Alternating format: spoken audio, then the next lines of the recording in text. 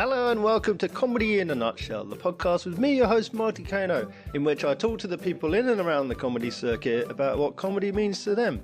I've seen so much comedy over the last 45 years that what I don't know about comedy will no doubt become very evident.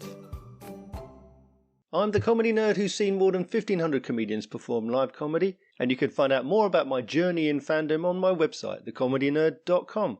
If you like to hear what comedians have to say as much as I do, then please like, subscribe, rate, review, and share the podcast. Thank you. My guest this episode is a doctor, author, podcaster, and comedian. In his podcast, The Comedian Surgery, he talks to comedians about their health experiences. In his book and tour show, Catch Your Breath, he talks about his experiences as an anaesthetist. And in this episode, he talks about his experiences in comedy. It's stand-up comedian Ed Patrick. So when you think back, was comedy like an early influence on you?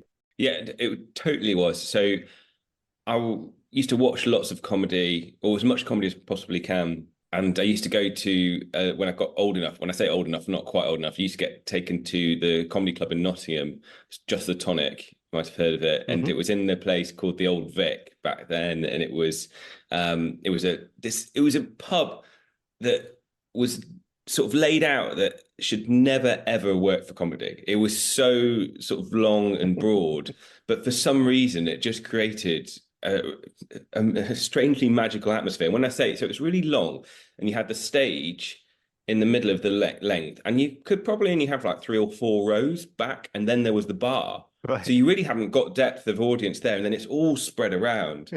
But there's some of the most brilliant nights, and it used to happen every Sunday. My brother used to like to take me, and it always used to be a massive queue, and it was there really. Just loved getting involved. And then I've mentioned this story before, but it was also the first time I ended up on stage, but not in a performer strictly way. I was at school. And a friend of mine and me had gone in, and during the show, Ross Noble was on.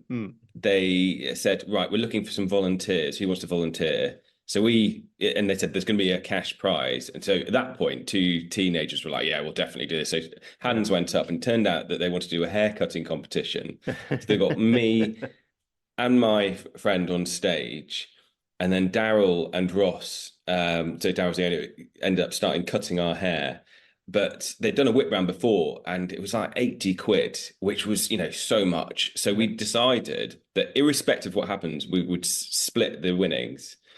So when it got to the point where they'd cut my hair and I had this like bald patch in the middle of stuff, I said, "Oh no, I'm giving up," sort of thing.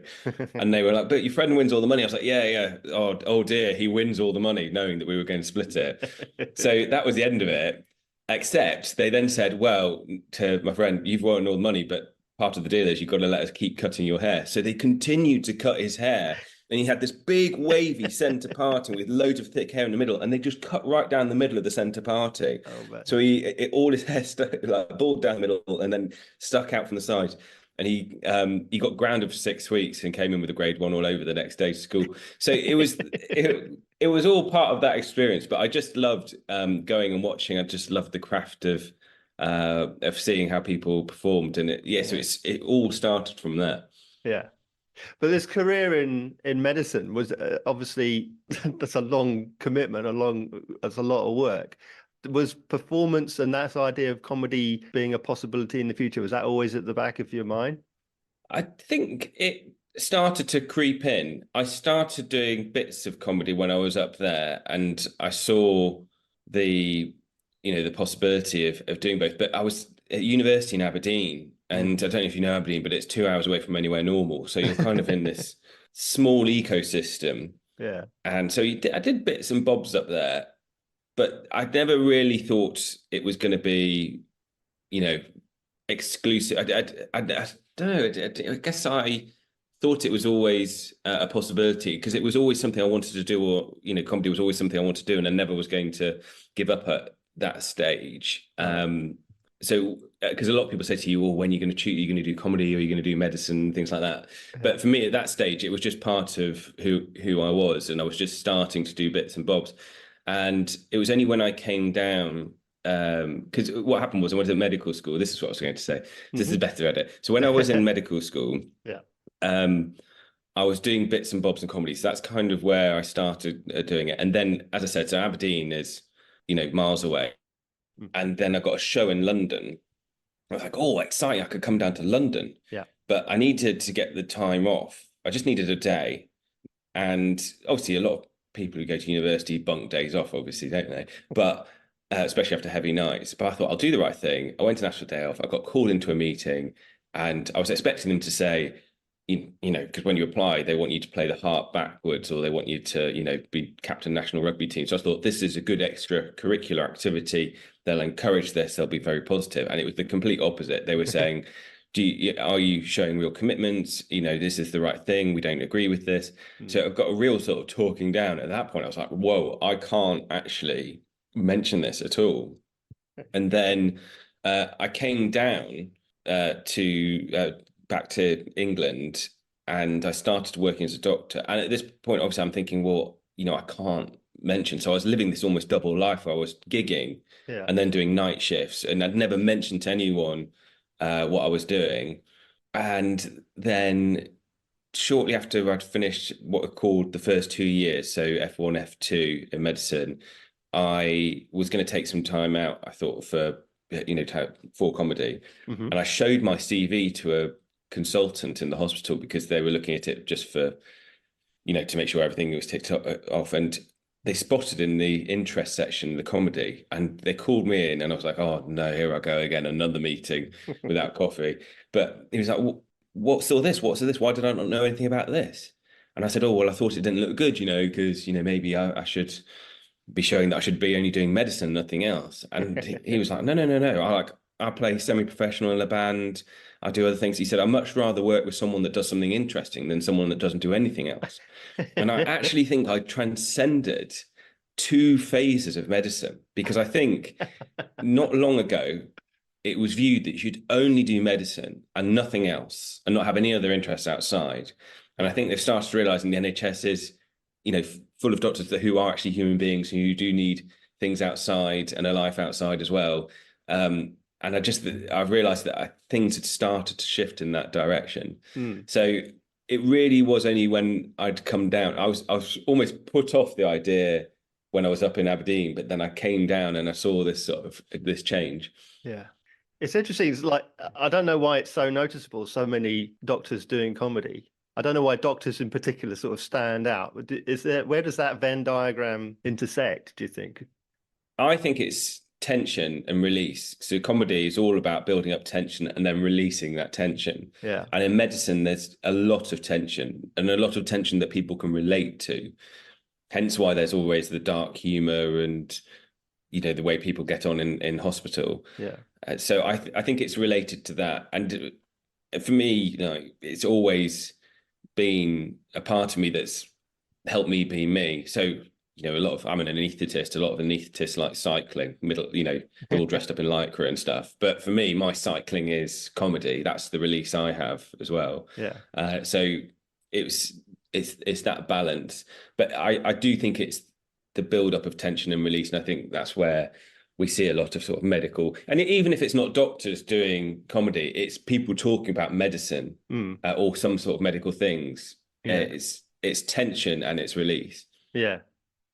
It's a lot of comedians talk about when they perform comedy, it's a release for the audience, it's escapism, and you're talking about it being a release for you, the performer. Is it escapism for you to come out of the hospital environment and dick about?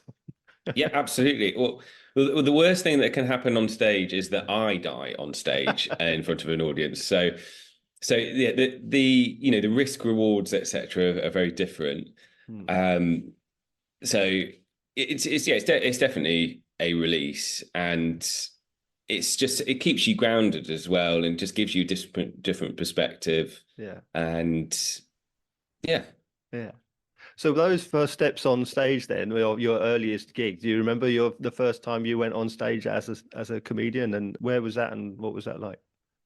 So the very first time I stepped on stage was in Edinburgh, and me and my brother, as I mentioned, we had a joint love for comedy, so we would always write ideas and do things together, and then one year because I was working as a rickshaw driver in Edinburgh, cycling around, and I was at finishing off university, and then we went and did a writing course for a couple of days where you ended up on stage afterwards as well. So that was the very first sort of dip into it, and after then I just kind of caught the bug. So I just started doing some more shows, and then I had like 3 or 4 shows in a row which went just really well, like got through to competition places and stuff like that, and it just kind of kept spurring on.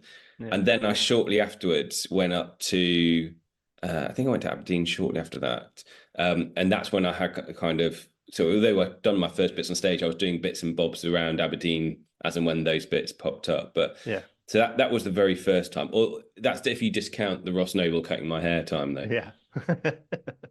So when you're going on stage and as a performer for the first time, was it everything that you thought it would be? Did you encounter any surprises? Yeah, it was terrifying. It was absolutely, it was like it's public speaking at its fiercest, really. I mean, you forget that everyone's there smiling and, wants everyone to do well. Yeah. But it was white noise. It was truly white noise, and your lips move and sounds are coming out or garbling out, and they're making noises. And then gradually it's almost sort of, it's like coming around from an anesthetic. It's like you're halfway awake because all this stuff is going on, and it just flew by as a result. Yeah. So I mean, it is like, it's a real sort of cold water experience, your first gig. So when was that? Do you remember? So because what happened, I did a first couple of gigs and then stopped and things like that. Well, not stopped, but whilst I was in medical school, I can't remember exactly when it was. I always say that I first properly started comedy in 2016, because that's when I was actually able to do sort of a consistent sort of try and get as many shows as possible. But before then, it was sort of, I was doing bits and bobs in variety shows like at school, and then that sort of thing as well. But 2016 is when I really sort of took off. Yeah. And were you able to sort of gig profusely at that time? Were you ramping up the numbers of shows as time went on?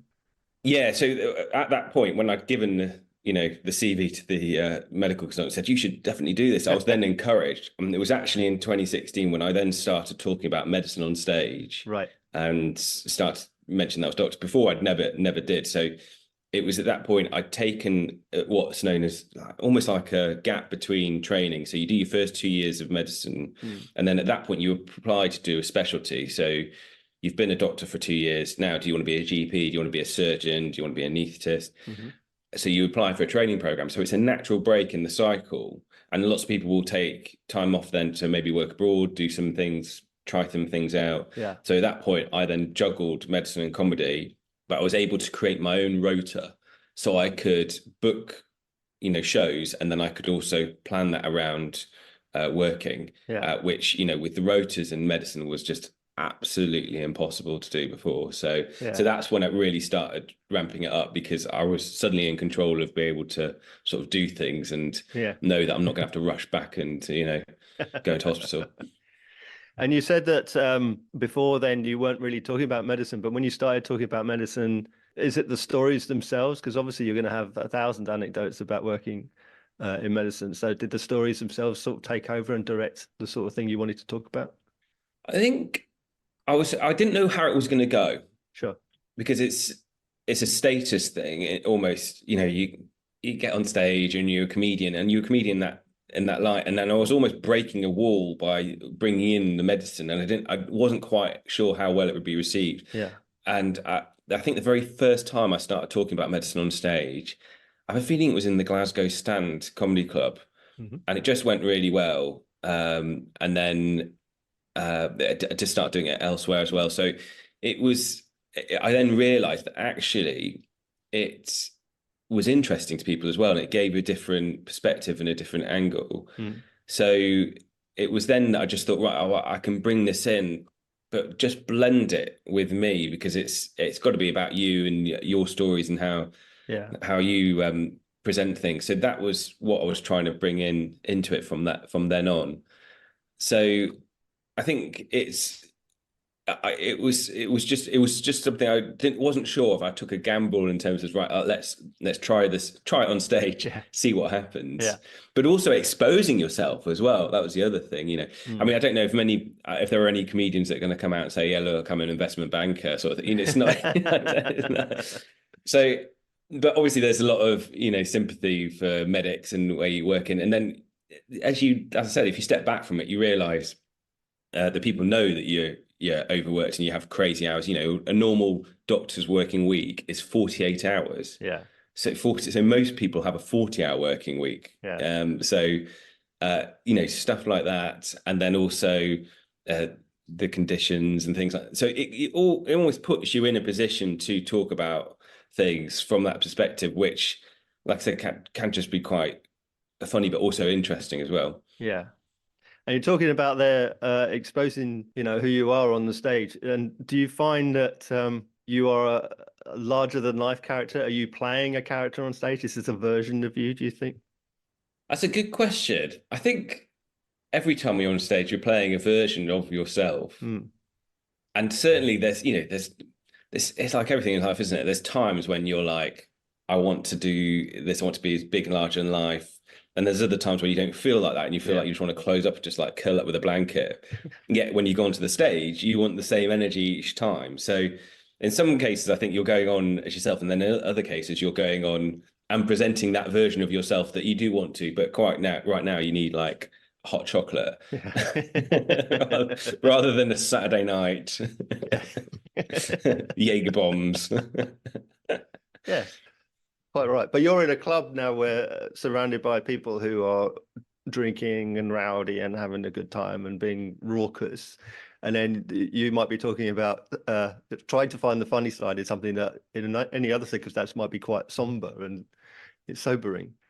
Well, I think a club environment is obviously a different environment for if you're doing your own show. So sure. I would definitely tailor for what I was going to talk about then. And I think there would be a lot more anatomy involved in a club gig just to help people picture things going along. So yeah, it's a different kind of beast. Yeah. And but I think all comedians go through that phase where some days you're just like, really sort of brighten up for it. And then other days, not quite as much. And you've got to go on and present that. And unless obviously you're quite, dour or down, then you want to go on with a with a bit of bounce. Yeah. Unless like Jack D style sort of thing, you get away with it then. I mean, I always talk to comedians about finding that if the audience like you, the comedian, then they'll sort of give you more time they'll listen to what you have to say, kind of thing. And it doesn't have to mean they have to like you because you're a good person. You might be a miserable character like Jack D, or you might be an evil character on a movie or something. But you get a certain amount of appreciation for that character. So, do you find that I don't know? Maybe when you say you're an NHS doctor, do you have an air of likability? Do you think that helps audiences get on board with you a little bit more? I think you've tapped into something very subtle there in terms of when an audience likes you and they give you time. So I think if some of the shows I do, there's a show in Oxford I do called Jericho Comedy, or if you do my own shows, people that they're really sort of lovely audience and we want to listen to interesting stories and different side of things. Yeah.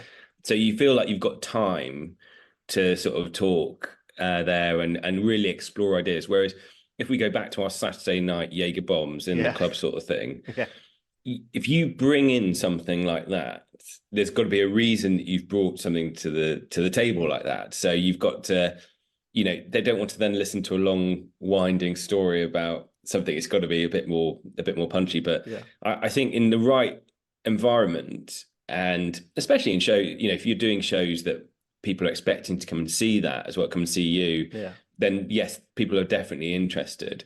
But if you're if you're on a mixed bill, and this was what I mean when I said it was the risk of taking it, being on a mixed bill in a comedy club on a Friday, Saturday night, bringing it up is an interesting angle, but it's a setup almost.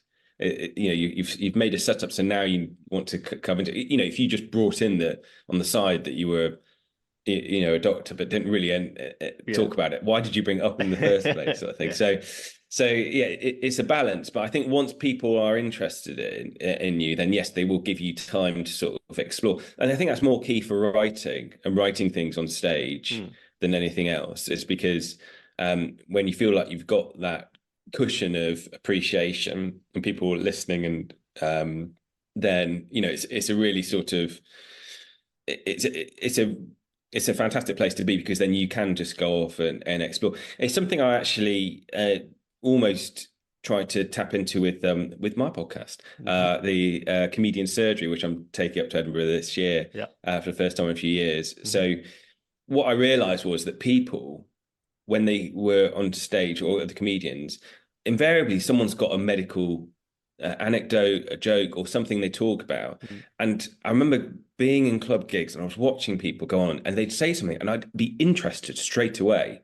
But it was gag, then move on to another subject. Of course it is, because it's a comedy club. And I just thought it would be really interesting to sort of see people being able to talk about things in their own way. So it's almost like a platform where you can feel like you can relax, and that the audience are listening and appreciating what you're saying. So, and actually, when we did these shows, I realized that's exactly what was happening. That people were either listening or laughing, and there was no pressure on the guests to come on to suddenly be funny like that. But what it did was it created an environment to experiment.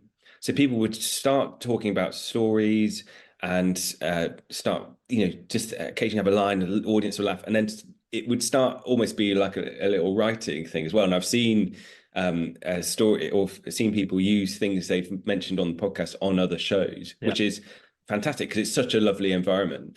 So I think that's the sort of thing you actually create in when you try to say something interesting, get an audience appreciation on, is it gives you that space to play. You open up the playground essentially for what you can do. So you mentioned there about your podcast. Obviously, you talk to comedians. You cover their health experiences.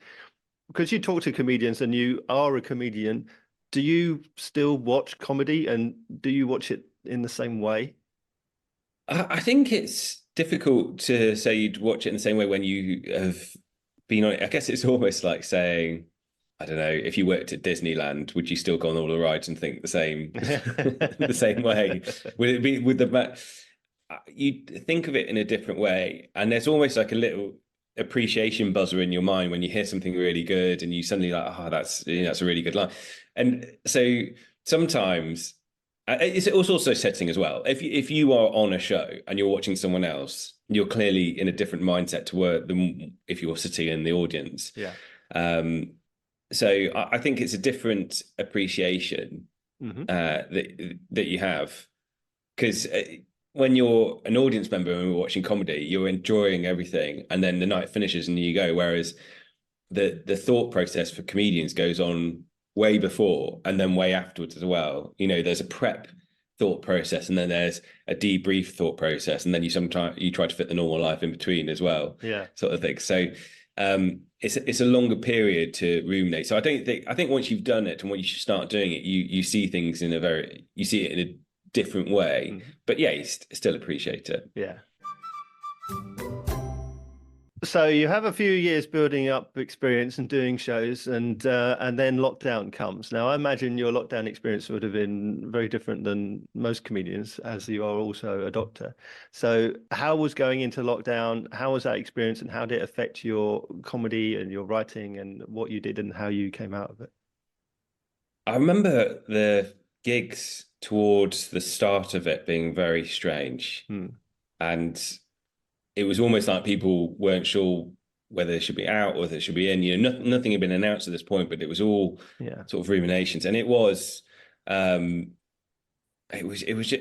odd. I think the word lockdown also is people hate hearing that word now. Do you know what I mean? Like even if you're watching like an American movie and they're like putting a perimeter fence into lockdown or something like that, that word just like, oh no, not okay. So I actually sometimes I bring up a bit about that time, and it's very difficult to avoid that word lockdown, and I can feel myself sort of like curling up when I say it. Yeah. but it was different. Like everyone else, everything sort of live disappeared, and so what I ended up doing was I was going in for much more intense hospital shifts, and basically working in intensive care the entire time. Yeah. So as an anaesthetist, traditionally anesthetics and intensive care used to be one thing. Once you became a consultant, you were a consultant in anesthetics and intensive care. Then they decided about a decade or so ago, well, longer than that they were going to split up anesthetics and intensive care.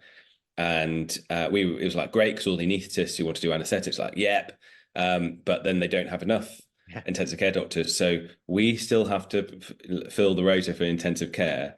And at the end of it, when you finish your medical training now as an anaesthetist, you just get, thanks very much for doing all that intensive care, and you get nothing for it. So it's quite a bitter sort of thing amongst people who don't want to do intensive care. But as a result, we were the natural group to be taken over to do intensive care. Right. So that was it, day in, day out doing intensive care. Yeah.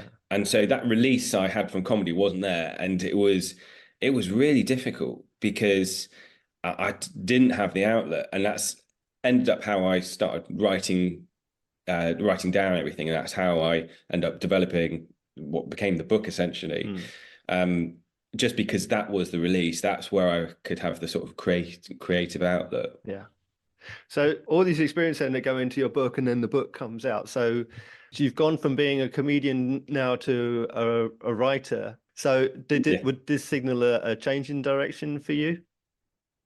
I think it was an additional avenue to pursue. Yeah. I mean, a lot of comedians. There's been a lot of comedians with books in the last couple of years coming out. Yes. And I think it gives you a different way to write. Like you are able to really explore ideas in a way that a book reader wants to receive them, that maybe a stand-up gig doesn't want to receive it in quite the same way. So I think it's good for creative muscles to be able to, really have a varied way of how you do things. And I can't tell you exactly what, but I'm sure that having written the book, that has contributed to how I am on stage as well, and my thought process for writing as well. Yeah. Because you're writing so many thousands of words. It's not all going to be 3-word gags. It's going to be sort of detail and exploration and allowing yourself to go off into bits. And I think sometimes sometimes you feel a bit constricted, and actually the best thing is to let yourself just wander off into different phases of your mind and things like that. Of course, you took your show of the same title, Catch Your Breath, to Edinburgh. Did you have in mind that there would be a show? That when you were writing the book, did you think actually some of this could go onto the stage? I thought it was a good marketing. I thought having a book and the show of the same name was a good idea. But so there is elements of the book that made it into the show. Yeah. But the show also has a different story in it too, which basically means it's like the box set. So, you could get the book and you could come and see the show, and you get everything together. So I didn't think, I think it just all naturally came about. It was just after lockdown, and then Edinburgh reopened up, and I thought, well, it's a good opportunity, and so I worked on writing the show, and then the show just came into fruition from that. So although they are named after each other and they do share elements, there are different aspects to play. So what you want to do is buy the book and come and see the show. And of course, the show goes back to Edinburgh again this year, along with your live podcast as well. Yeah, well, what happened last year was I did the second half of the Fringe. Yes. I thought it was only fair that I'd come back and do the first half of the Fringe to make sure that I've done the full Fringe. And then, doing 4 episodes of the Comedian Surgery. Now, there's a reason why we're doing 4. There's time reasons as well, but also when I did the Comedian Surgery in Edinburgh back in 2017, I think we had something like 20 odd shows, and we have 2 guests per show. So that is 40 odd comedians per day, for the entire run. Yeah. And I can't tell you, that is not as easy as it sounds to organize and logistics. Oh yeah, I've done a lot of these podcasts. I know how hard it is to wrangle a comic. Yeah, well, exactly. So what could people expect to see from the live show then? What would they find in Edinburgh this year?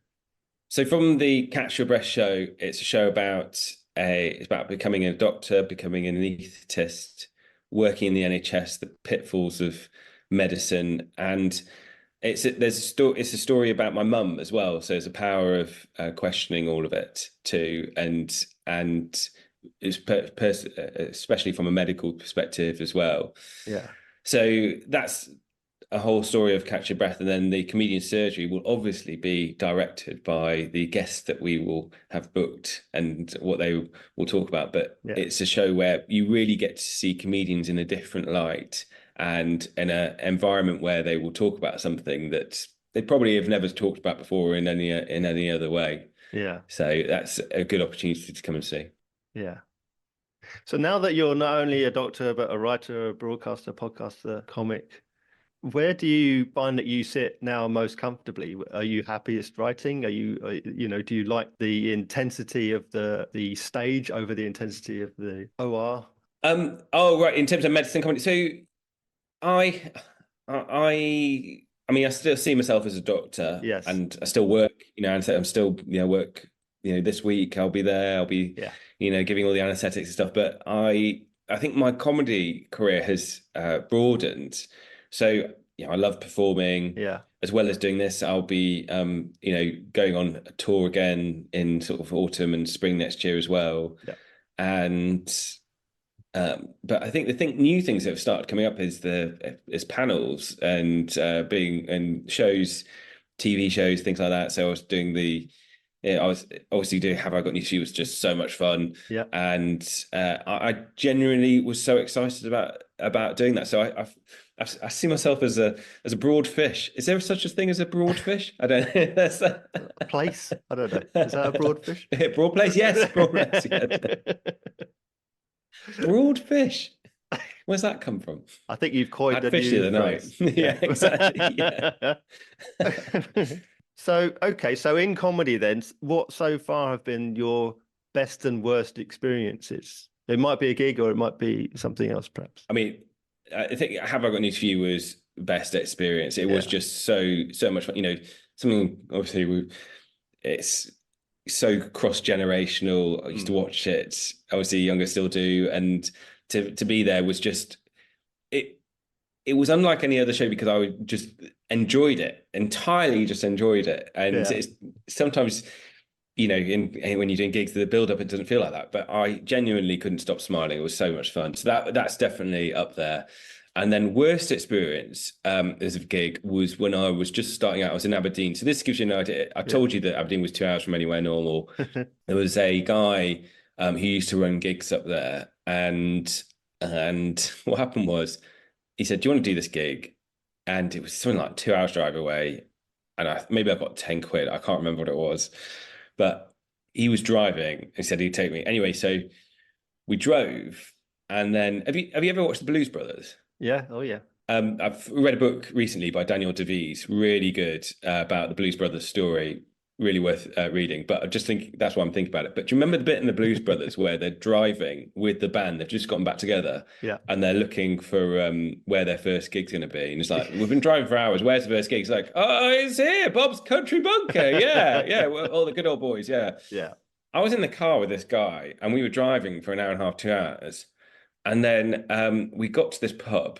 He got out. There's no sign of comedy or anything like that. Go in, see him talking to the bar staff and things like that. And there's nothing. And then he just starts moving tables. And it suddenly occurs to me, there was no comedy gig. There was nothing at all. He had done a Bob's Country Bunker and just basically turned up to a pub, convinced the staff, plugged in. And these poor, unsuspecting people just sitting there with their pints, wanting to have a nice sort of quiet night. And then we come on booming with microphones to all 7 of them. It was just genuinely the most bizarre experience I could possibly have had.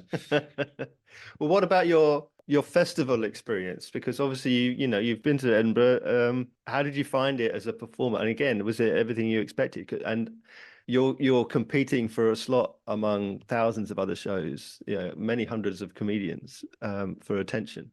Yeah. How was that experience? So one of the things I would pass on to people who say, "Oh, I'm thinking of Edinburgh, what shall I do?" Is do what you want to do. Do not believe the hype that you have to be there gigging, 29 days in a row, 7 shows a day. No, do what you want to do. Take a break if you want to. Yeah. I did half the Fringe last year, and a lot of people said, "Oh, I don't know about that." And it was the greatest experience I had because I was able to enjoy the Fringe. Yeah. I managed to go and see lots of other things as well, and it was genuine. And I didn't get ill. That was the other thing. So I didn't get fringe flu or anything like that. So it is, it's generally you can do what you want to do. And by this year I'm going up and doing, I think it's 10 shows of Catch Your Breath and then 4 shows of Community Surgery. It's a nice mix. Yeah. And you get to sort of focus your energy for a limited amount of time on those things. And I find that just much more rewarding. I've really enjoyed it, and so I just feel like you are competing with other people in terms of numbers. But if you go up doing your own thing and not thinking I've got to sell out every single one, I've got to be in that sort of tiny percentage group that's going to be. You feel a lot more in control. You feel a lot more happy with what your aims are, because it can when you first go up, it's just it's like the white noise of your first gig again, because there's so much going on. There's the undulations about doing a Fringe show that you haven't experienced. So you'll be down, wherever you are, or up wherever you are, doing your show, getting it ready, loads of previews, bang, show is completely ready. And then you get to Edinburgh and it's like, a 2 p.m. audience in Edinburgh on a Tuesday suddenly isn't the same as when you were doing it in a gig, a month ago. And then and then it's all part of the crafting and rewriting and getting it ready again and working on it. So yeah, I think that although you are competing with other shows, you've just got to see yourself as you are part of it. You're not like a competitor. You are part of this Fringe more than anything else. And how much, let's assume that someone came to see your show in Edinburgh last year. If they're coming again to see it this year, how much would it have changed? Will they see the same show, or what's happened between then and now? It is the same show. So what I would say to people coming to see the show is don't shout out the punchlines. So there will be slight variations in it, but it's a bit like if you want to watch the movie again, then come along. But that there is the Comedian Surgery you could come to as well, which will be obviously a new show for them to see this year. Do you set yourself targets for what you want the show to achieve, or do you set targets for yourself? Like, for example, you want to be on a certain bill or be in a certain venue. Do you have those kind of objectives? I want to be in the stand 2 at Edinburgh, 3:30 p.m. Oh, look at that! I think it's 3:30 anyway. I'm as I said, we'll be announcing a tour in the spring and autumn and spring as well. And there's some brilliant venues on there too. So lots of theatres we'll be going to. I think, I don't know, I've been lucky to do some, the best clubs and places around. And I have to say, like, my comedy career started really because I was up in Scotland. When I could, I'd pop down to Edinburgh or Glasgow, do the Red Raws and things. So the stand is always, it's very close to my heart, and I trust them implicitly because they know comedy, they know how to treat people, and so I feel like very lucky that I've already been able to perform at their shows already. So to be able to bring a show with them last year, I felt it was. I felt very privileged to be able to bring a show with them to the Fringe last year. So it's great they take me back this year as well.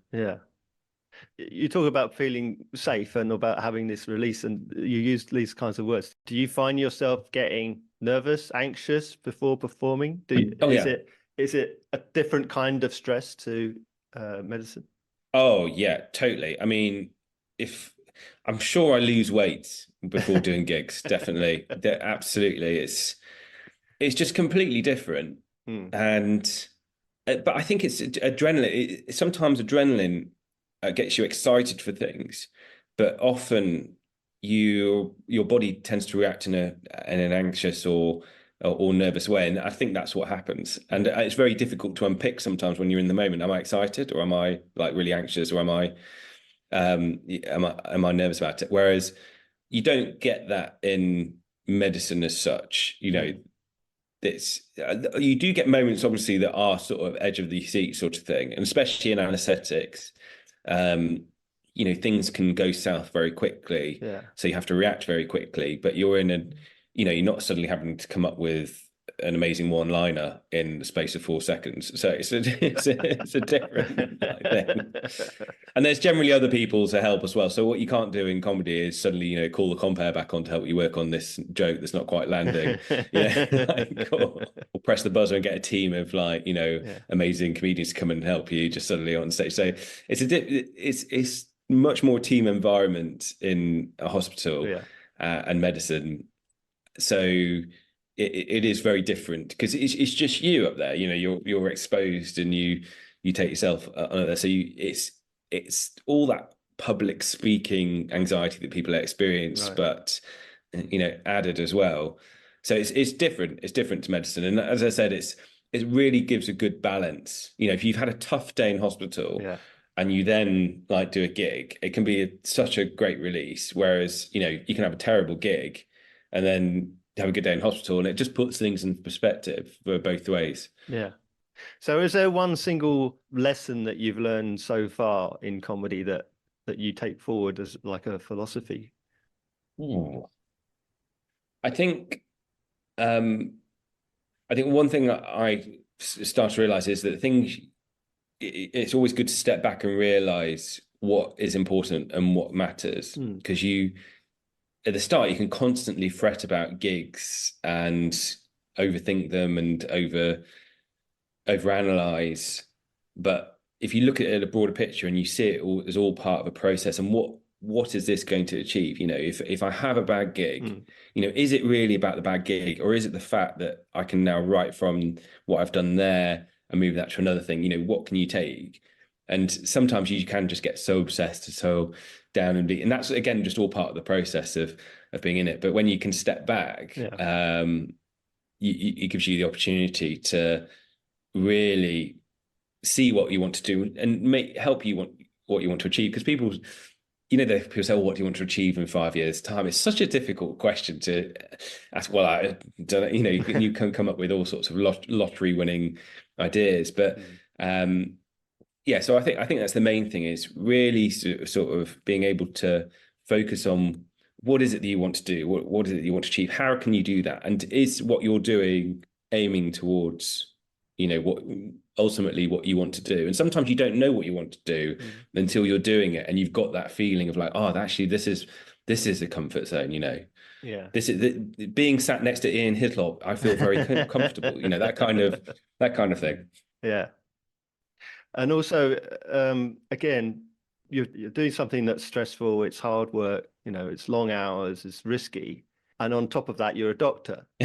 So you say that doing comedy is like a release, but you are putting yourself in another high pressure environment. Do you seek out these stressful environments to work in?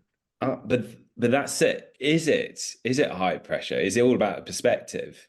You know, the consequences of having a bad gig are very different consequences to having a bad day in hospital.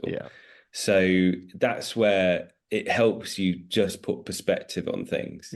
So I'd say having a show after a bad day in hospital is probably more one of the more powerful things, because it can just, you know, it helps you sort of express yourself, not necessarily talk about what was going on that day, but it gives you that outlet, you know, that different focus, being able to think about something else. You know, people always in life talk about the phrase of like, take your mind off it, well, comedy takes your mind off something else if you're focusing and, you know, being creative and trying to explore things in a different way.